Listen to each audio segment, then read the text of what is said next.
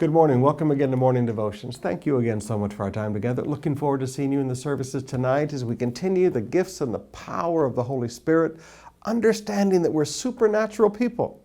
Tonight we're going to teach about the gifts, plural, the gifts of healing. But right now, I want us to come back to the book of 2 Kings chapter 13. And I want to deal with something that sometimes as Pentecostals and charismatics, Holy Spirit people, we don't like to talk about. Beginning with verse 14. Now Elisha was suffering from an illness from which he died.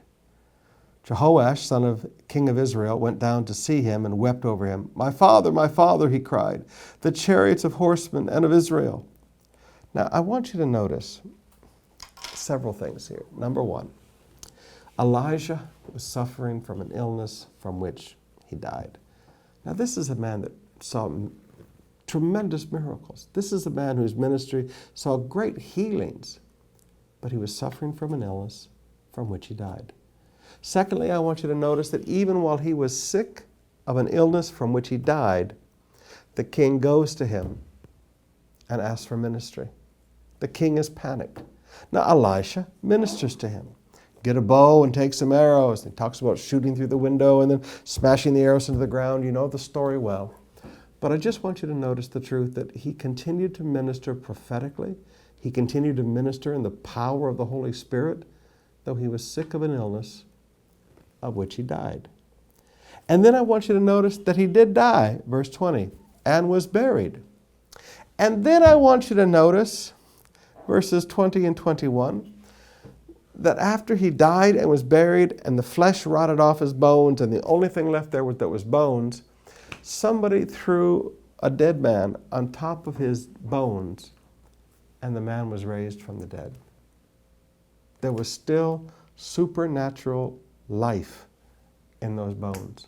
And when a dead body touched those bones, a man came back to life.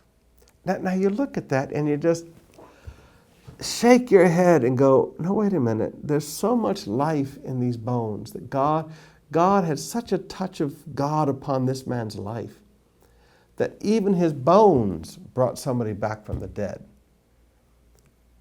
But he suffered from an illness from which he died. I said, Pastor, what are you saying? I'm saying there's a lot of things about miracles of healing that I don't understand.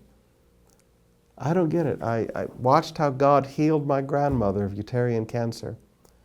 And the whole time he had to heal her because, forgive me, she couldn't be operated on because she had Parkinson's disease. And they wouldn't operate on her.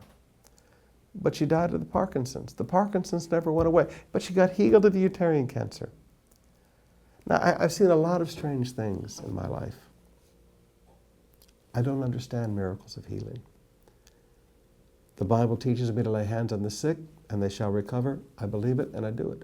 The Bible tells me to anoint the sick with oil, and the prayer offered in faith will bring healing. I believe it and do it.